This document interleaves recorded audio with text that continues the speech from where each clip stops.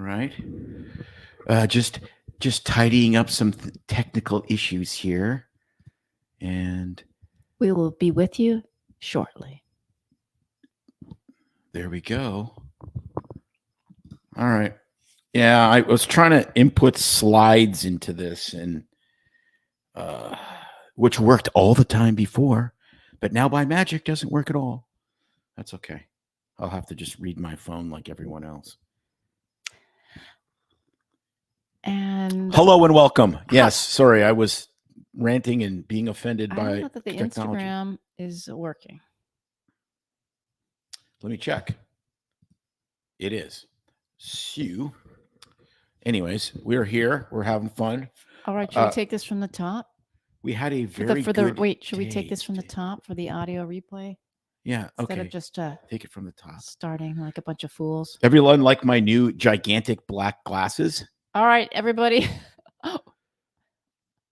Welcome to BS Free MD, Doctales with Cocktails, where we share a cocktail, share some BS in our lives and in the world around us, and some of the hilariousness of medicine. Tonight on the show, we have a special drink. Tim couldn't make it to Norm's in the storm, so we dug in our closet. We storming Norman at that point. And we are going to talk about Medicare fraud, Siamese twins. No, not Medicare fraud. No, a strange Medicare request. I'm going to talk about Medicare fraud. Okay. Siamese twins. Yes, that one is kind of interesting. And a strange medical request, as well as what the heck is going on in Oregon. Yes. Again. And could they actually have been pulling their head out of their collective rumps? Well, let's get to it, shall we? Partially. And hello to our audience. Hello, Desiree, first one to comment. So you get the prize of the night, as well as Chad. Hi, Chad. Welcome to the show. Favorite BS docs. Yes, we've been accused of spreading BS on our social media lately. There's a lot of people that apparently really like the CDC. Yeah. And actually, if you haven't seen or listened to the show with Pamela Garfield Yeager yet, the Truthful Therapist, she's got a massive following on Instagram and YouTube. She's been on our show, and we have a reel that's doing very well and getting some comments, positive and negative. You're not really moving the needle if you only get positive comments. Exactly. So because then it's just your lots of chatter with your regards to having Pamela on and your auntie talking about counseling teens, caring, not just teens, kids, caring for kids the right way, and therapy and the importance, as well as what's happening in the mental health crisis for kids. Remember, we are trans on YouTube right now. So that's all. So just So therefore, watch my words. Thank you for the reminder. Need a word check. I need to be sensitive, caring, and not use a certain language. Got it. Okay. Thanks for the reminder. So it's all good. Note to self. All right, Tim, what you got for us tonight? I think I want to hear. What do you want to hear first? Well, take it from the top. There's no real top here. Let me see. Well, okay. I'm going to do this one first. And watch your words on this one. Yeah, because it's back. It's back. Well, I think you can talk about this story without being. Well, I kind of had a Canadian accent there. I think you can talk about the story without being a real jerk. I'm going to try my best to A, not swear, and B, not be a jerk. Man who identifies as non-binary wants to keep his penis and have the Ontario taxpayers pay for vagina. So he's not transgender. He's double dipping. He is. He's not transgender. He's trans feminine, according to his endocrinologist. Whoa. I have not heard that term. Yes. No, it's a new term. It's a new term. It's a new term. Because there's hundreds of thousands of genders? You don't know. That's a new one? So he wants to. I got to look that up. They said, why should we remove an organ he still enjoys when he just wants another organ added to his body. So this went through an appeals process You- because the Ontario government, in a flash of lucid sanity, said, no, we're not doing this because it's not going to save your life. It's an experimental procedure. And then he appealed it, and the appeal guy said, no, he can have this. But apparently, there's only like one guy in the entire world that's expert at doing this procedure. The attitude to me. And I was going to say something else, but I censored myself.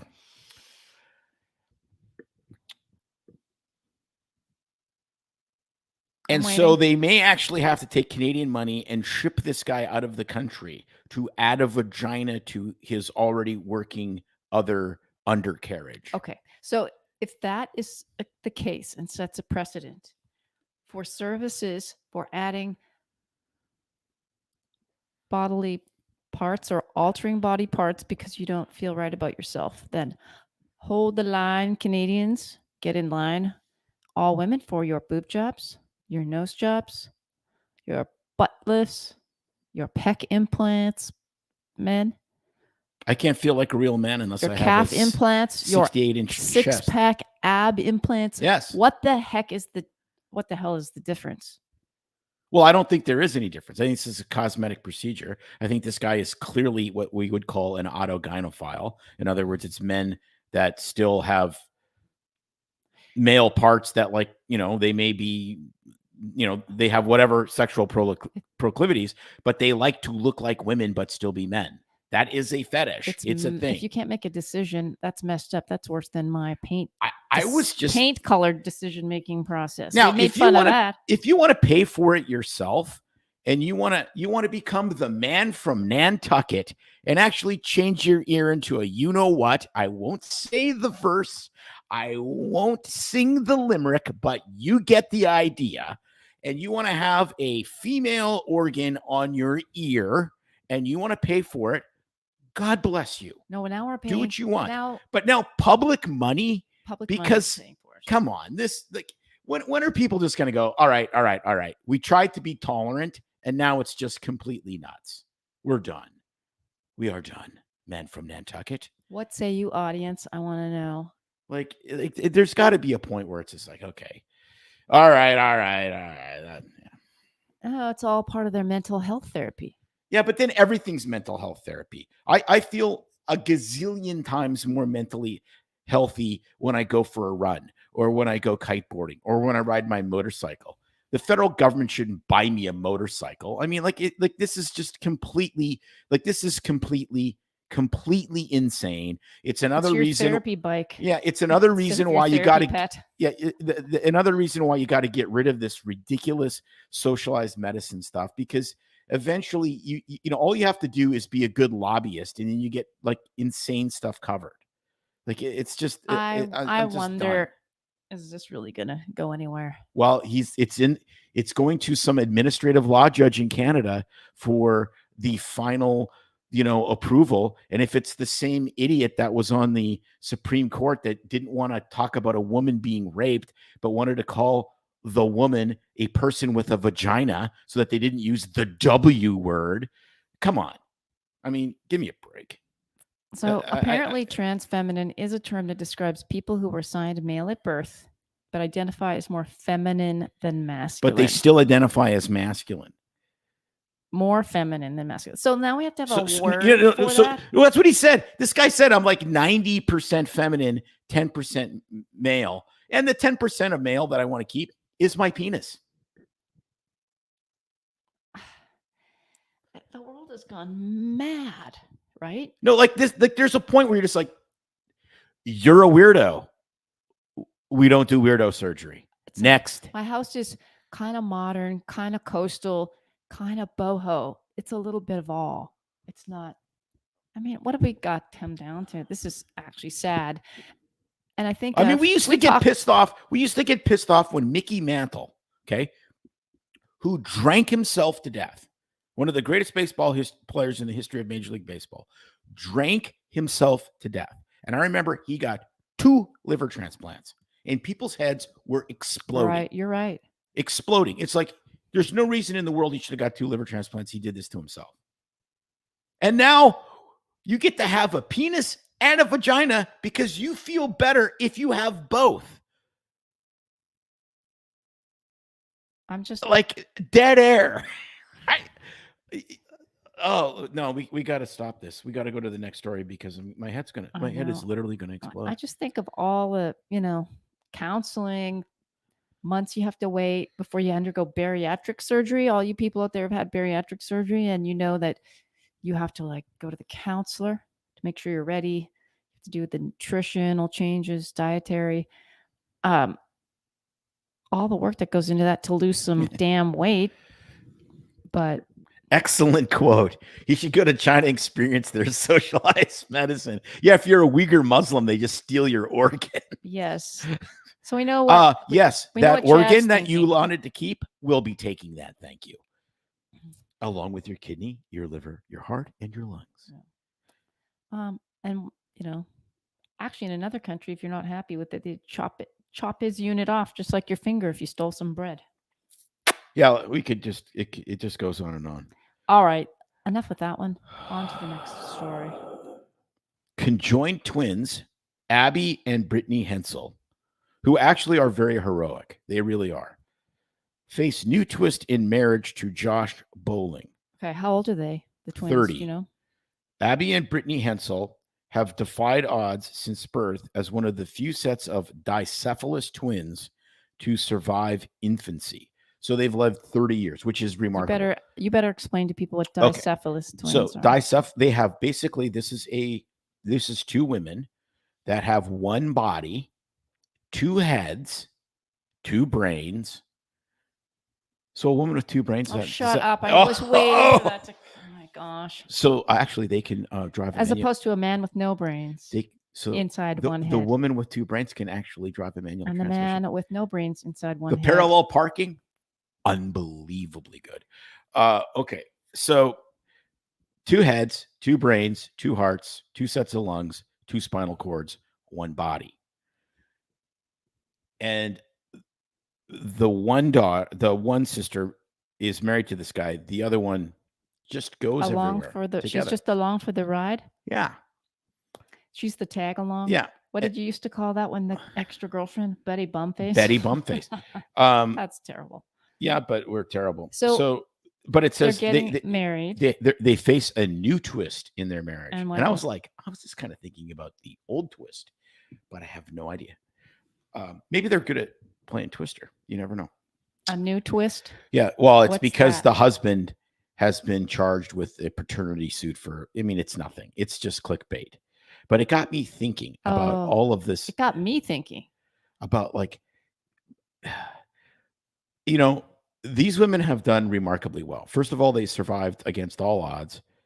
They went to they're teachers. Like they became educated. They got real jobs. It's really, really cool. Like it really is something else. But the marriage thing, man, that's hard for me. I'm right there with you. So I'm thinking, first off, is he actually marrying 2 people? Is it kind of like well, we talked about that before, and it got us down the rabbit hole of polygamy. Yes, that's exactly right. So how come? That's where I was going, but you were going down the raunchy hole. No, I was not. I wasn't even going to say hole. Raunchy bunny trail. You're terrible. Well, I knew you. Rabbit hole is different. No, I wasn't going down the. That's where your mind went. Well, of course it did. I'm just not going to verbalize it. But the fact is how you always.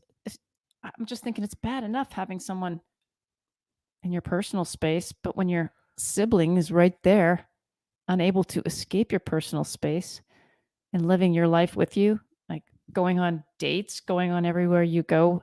Now you're getting married and you can't. I don't know. It's just like. It's creepy enough.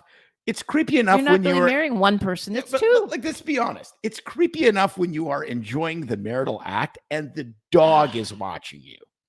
And all of a sudden you're like, I think a sentient being is watching me do my thing. And you look, and the dog is just kind of looking, and it's like, you piece of shit, you cut my balls off. Giving you that look. And you're like, Okay. Okay. Aside Little alone another head.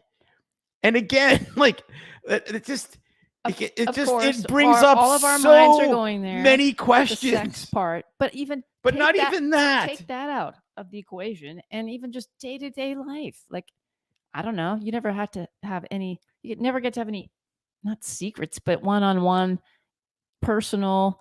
Because it's always 2-to-1. Like that, I can't imagine living like that. But when that's how, I mean, it's a totally different kind of connectedness, obviously, that no one would understand except Siamese twins. Yeah, there's a lot I of mean, questions that I even at will not work. ask on the Even podcast. think about at work. How do two people work to get, like, how does that work? So did they ever fight and then like It would be a fascinating interview, and then really. like just beat each other? Like it's just So apparently this conjoined twins really is very rare, poor prognosis. Total survival rate is only 7.5%. This must be like and only 60% worldwide of the surgically separated cases. No, it's really amazing that, I mean, they have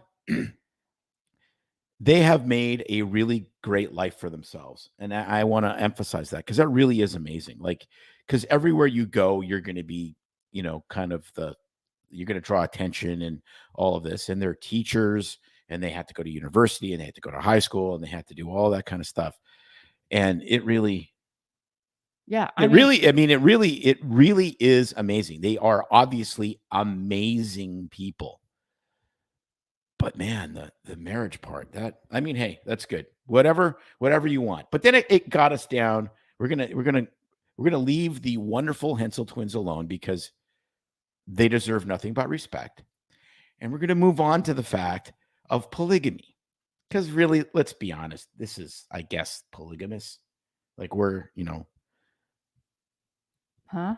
You married a woman with two heads. You married two people, right? Let's be honest. And this whole concept, man, I got on this before. It's like, okay, so let me get this straight. If you're like this weird cult where you have like 13 wives and you're really rich and you provide for all of them, assuming they're all of the age of consent when they were married, and you have like 100 kids and they're all cared for and none of them are abused, the FDA, that's on my head. The FBI comes and kicks your door down because it's illegal to be a polygamist. Okay, fair enough.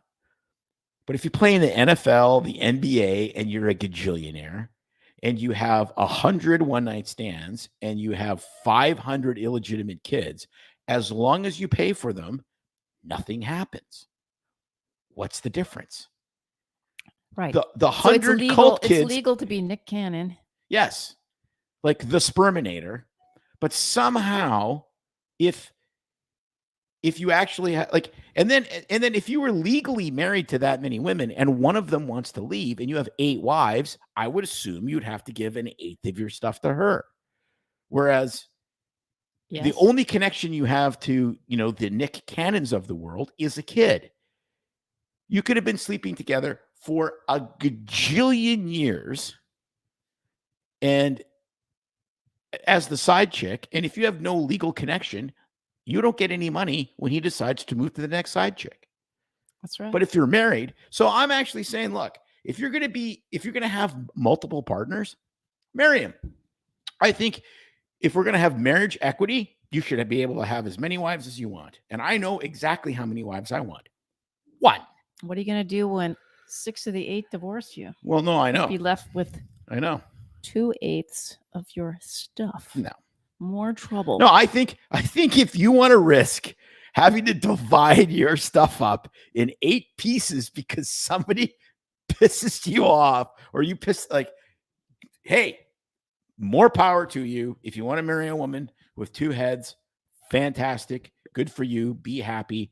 I just, I prefer my women like my Labrador retrievers with 1 head. That's all. Does that make me a dicephalophobe? I guess I'm a dicephalophobe now, but I'm sorry. You are. I hats off to the Hensel twins. Great. Fantastic. But we all got our thing. We just all have a lot of questions. We do. Maybe we could get them on the show. Can you imagine? I all three? can't imagine after this show. I can't. I mean, I think they've done a great job. Obviously, they got great lives, but Right. I got a lot of questions. Even as a medical professional. No, that would be fascinating. Right? Desiree, drop that little hint. Wow. Can you imagine? They That would listen be- to the show. Maybe they would like it. They'd be like, hey, this guy's not a total weirdo. Maybe they're fun and lighthearted. I think that you would have to learn how to be fun and lighthearted to be able to achieve what they have achieved in life. Yeah. With such an unusual condition. No, absolutely. No, seriously. Talk Like about I think rising to the challenge of struggles. talk about playing the hand you were dealt with the skill of I know, makes my aches and pains seem, I don't know, frivolous. Yes, May. Can you imagine? It could be worse. My gigantic head could be attached to your tiny body. Well, it did come through my tiny body when our firstborn entered the world. It's attached. And I am paying the price. Can you imagine that snoring? Like literally Yes, an inch from your head. All of us women can imagine that snoring. We live with it. Some of us graciously. Oh, can you imagine if some of us divert to another bedroom? Can you imagine if you were conjoined twins and one was male and one was female, and you had one body? That happened. But you had a male head, yes, I read and a that. female head, and then like one body. I read that was whatever. You can look that up. It says that would be trippy. Apparently, it's happened. I think. But then hormonally, everything would be jacked up because you would be look sharing. into that more. Apparently, it was some of the pseudo hermaphrodite type stuff. Apparently. Wow, how could you not be? All right. We've kicked that one to death. We've totally kicked that one to death. Here's some news for you. One of the largest U.S. independent primary care networks has been accused of Medicare fraud. This is up in Maryland. This just came out March. So a Maryland firm that oversees the nation's largest independent network of primary care medical practices facing a whistleblower lawsuit alleged that it cheated Medicare out of millions of dollars using billing software that was rigged to make patients appear sicker than they were. And so what they did was it was rigged. It was rigged. And overstated some of the medical diagnoses to boost some of the billing codes to make people look sicker, hence getting them more monies. And it would, for example, change anxiety into depression, things like substance abuse. They would ask questions and bump it up from 1 drink per day, stating they had a substance abuse disorder, so it would affect the coding. And it could significantly impact to the point of $3,300 a year per patient or more. I think the whistleblower. I'm calling bullshit on this.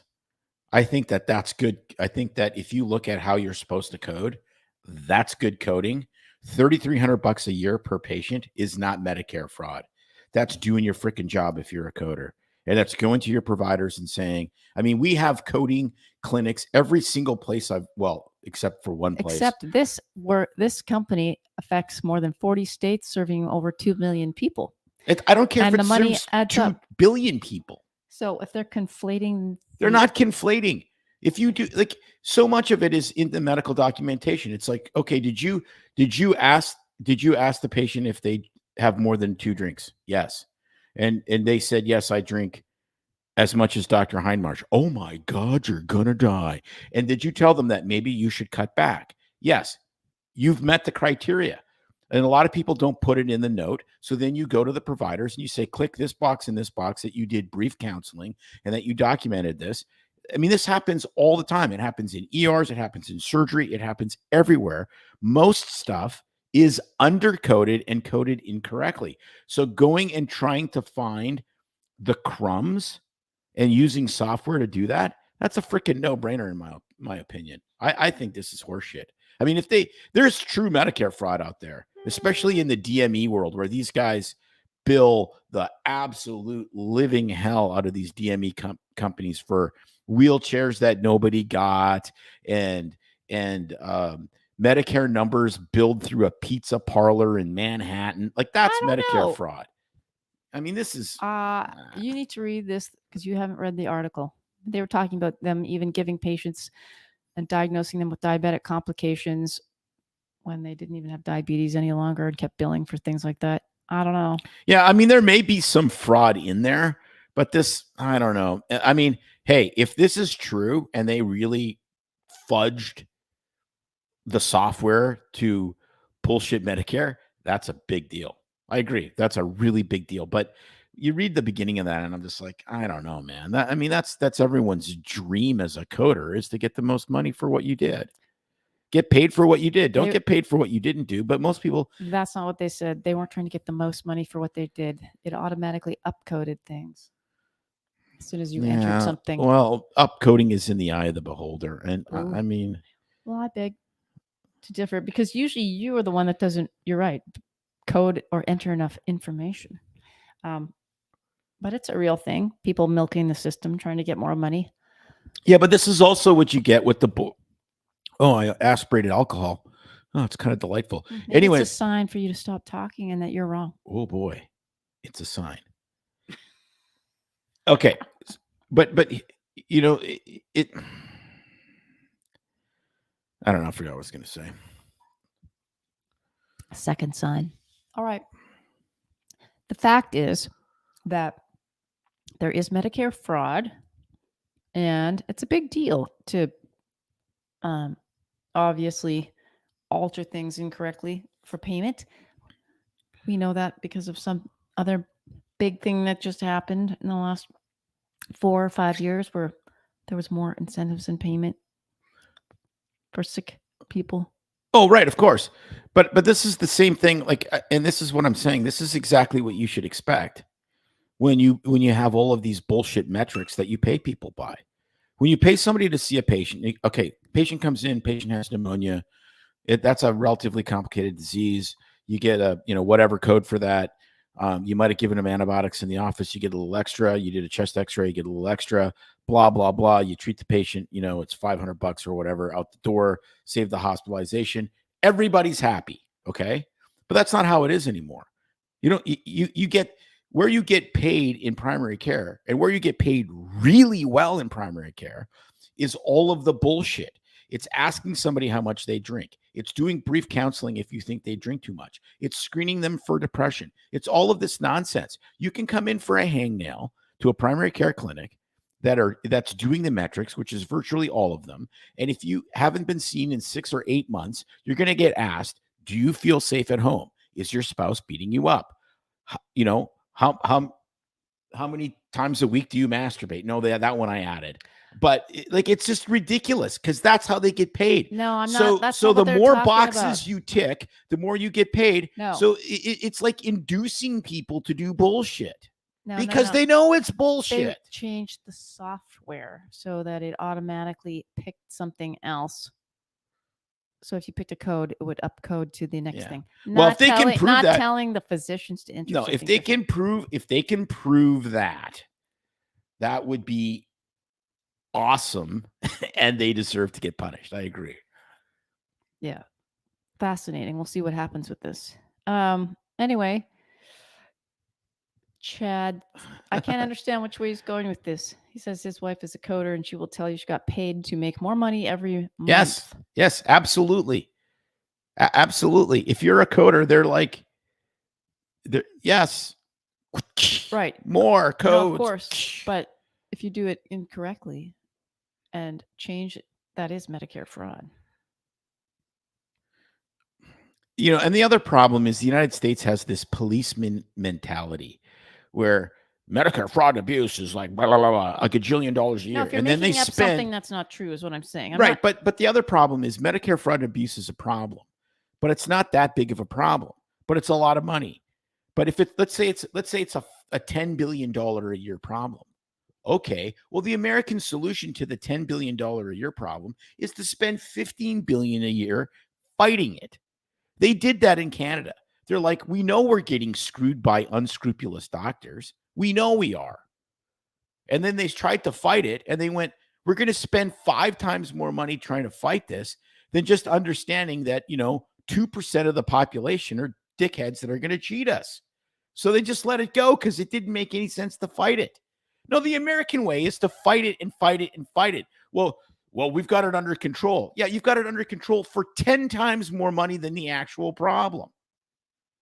Fantastic. And now we have 5 more police forces, not just the FBI, but the FBI, the Secret Service, the DEA, we'll have the coding correctional something and the Medicare fraud and abuse division and the whatever. It's like, yeah, excellent. Great. Thanks, guys. Appreciate you.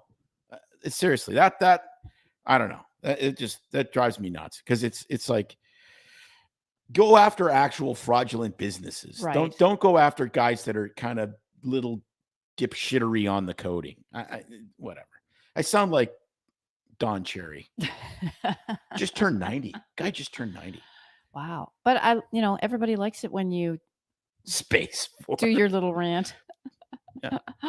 It's just but it is. That's the American There's way. one thing for I'm not looking saying for people all should the be- nuggets and collecting all Right. the eggs in your basket, And I'm not and saying taking people all the should be money fr- that's yours, but to totally rig software so that it conflates everything.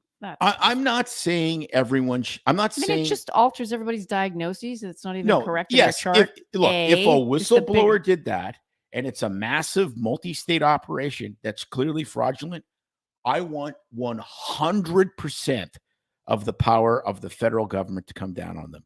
Absolutely. I'm not saying that there should be fraud. The problem is we have all these freaking police forces going after people where the FBI can literally knock your door down, and you have all these mom and pop doctor shops that are trying to do their best, and they're all scared shitless that they're committing Medicare fraud. That is insane. Right. I agree. That is insane. We agree. We agree on that. But Well, we agree on all of when this. you have big, companies But that it's more entertaining. are a when- massive umbrella that are like doing wrong shit. Yeah, but then you got United Healthcare that gets sued every other weekend because they're screwing the guys that they signed contracts with. And That's then a drop in the they bucket had for that them. settlement a year and a half ago with that ER group out of Nevada for $75 million. $75 million to United Healthcare is that's not the coffee tab Probably not. for their boardroom. Is that Nevada or Nevada? It's Nevada if you live there. It's Nevada if you don't, and you're a dickhead. All right. Well, Oh, remind me not to go to I said I wasn't going to Nevada. swear. I don't think dickhead is a swear. I said shit, though. No, I said it again.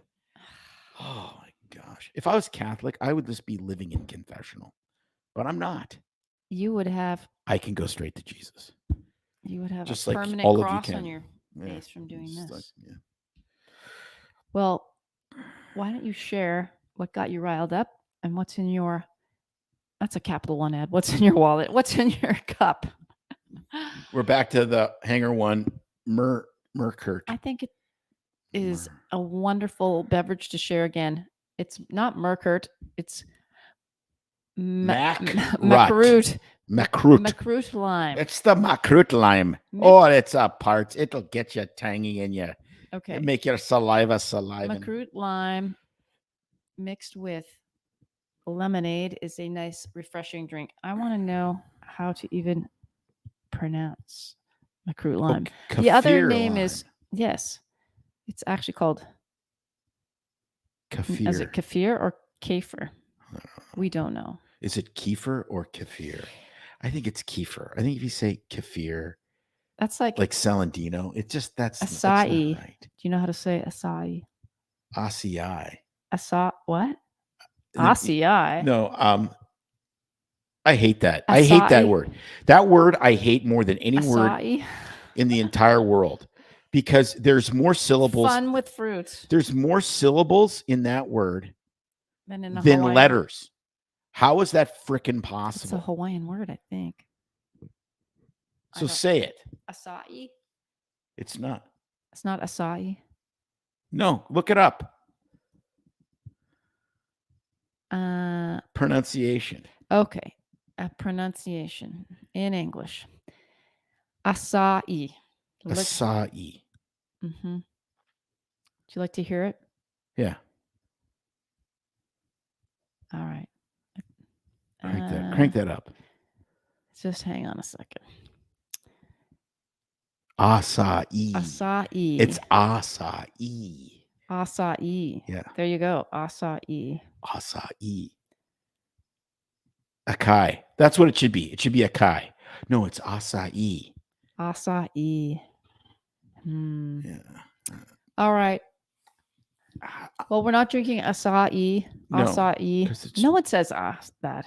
It's always acai when I go to the. No, it's acai. My Canadian friends say Jamba it Juice correctly. doesn't say it that way. Acai. Do you got any? Acai. Do you have any more stories for us? I have one more story. Well, while we're waiting, In a flash of holy shit, we made a mistake, Oregon Governor Tina Kotek, or Tuna Kotex, signs bill into law making drug possession illegal again. possession. That would be drug possession, not position. Drug possession. Drug possession.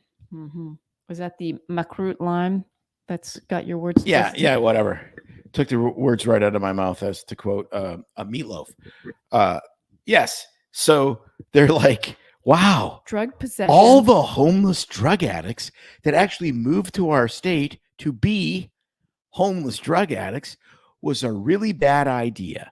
And it took us 3 long years to realize it's a bad idea. So now you can actually get thrown back into jail for being a homeless drug addict, even for possession, not for actually consuming meth and heroin.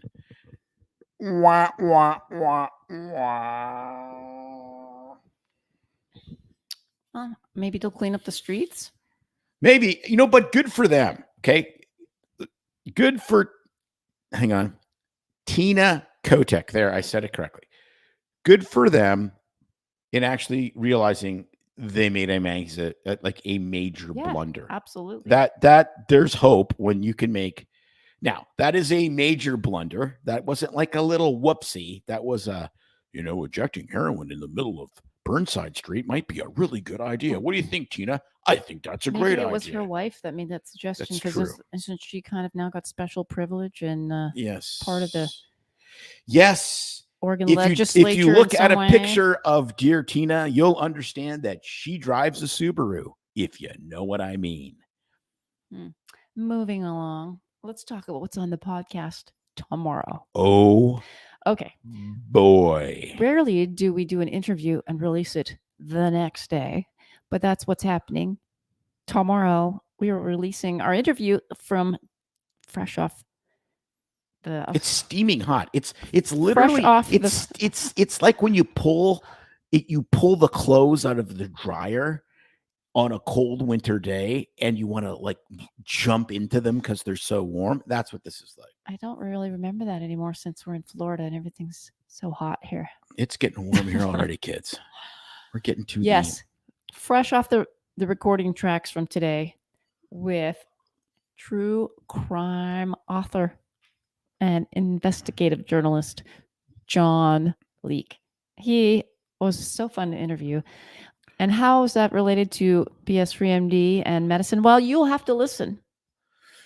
And that's all I'll say. Yeah, and he knows a lot about forensic pathology. He knows a lot about medicine, and he was a really honestly, we could have talked to him for 3 hours. I mean, if we were Joe Rogan, we would have talked to him for 3 hours. Yeah. So listen all the way through the end. If the beginning of it starts to churn your aisles because it's taking us back in time to that thing that happened over the past 4 years, and he wrote about it. This episode will not be on YouTube Music. No, but he also does get into his newest book called The Meaning of Malice, which is about someone that lived down the street from him growing up in Dallas, who is a suspected serial killer in Texas. And he writes a book about the whole scenario, so to speak, and how this woman has gotten away with what he's convinced of is probably triple homicide. Yep. So fascinating. And Tim's in the middle of this book right now. So he does share about that as well as some other things he's interested in. We do And talk a lot about his work together with Dr. Peter M. Has an amazing Substack. Yes. Unbelievably good Substack called Courageous Discourse. Highly recommend it.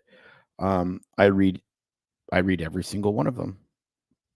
And they write a lot because it's him and Dr. Peter M. There you go. Do you think that he might become a rapper and he's just like PDM? PDM in the house. Somehow I don't see it. Epidemiology, cardiology. I don't see it. Public health. I got you covered. Not in the cards. I'm the real Slim Shady. I'm PDM. But I do know we have a friend that could write a rap song like that. You should message him. Yes. What the medical assistant we worked with? No, the man that used to sell us hot wings from the Schwan's truck. Fantastic rapper. All right, we're digressing. All right, check out that episode and please sign up for the Truth Serum newsletter coming out. I just finished writing about life transitions, struggles, and getting to know yourself when all has been stripped away, let's just say. And please share this episode. Listen to the podcast on, I was going to say X, Spotify, Apple, Rumble, and please give us a rating and review. That really helps bump the podcast up so that other people can find it as well. It really makes a difference to our sponsorships as well, so we can keep the show coming to you, so that if it's climbing up the algorithm because you wrote a little blurb and feedback about us, more people will see it and more people will want to sponsor. So that's how you can give back to us. We love cash donations as well. And you are certainly welcome to start a GoFundMe for us. But just please rate and review us on your favorite podcast platform. We always ask that, and it really does make a difference. All right, everyone. So glad you were here. So glad you were listening. Cheers. We hope you have a great week. Keep your emails and letters coming. And until next time, keep it BS free. I'm PDM and I'm in the house. Cardiology in the house. I'm telling you, man. That's going to be our new theme song. Yes, it will. Bye-bye.